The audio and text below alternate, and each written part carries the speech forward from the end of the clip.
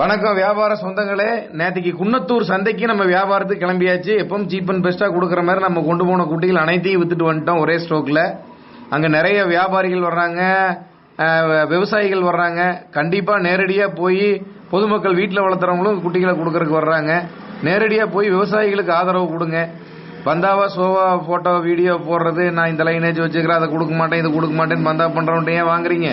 விவசாயி கிட்ட இருக்குது நாய் விலை கம்மியா கொடுக்குறாங்க, அங்க போய் வாங்க. தமிழ்நாடு பூரா இந்த மாதிரி சந்தை நடத்துங்க. விரைவில் கோயம்புத்தூர்லயும் நான் ஆரம்பிக்க போறேன், தமிழ்நாட்டுக்கு பிரீடுக்கு மட்டும்.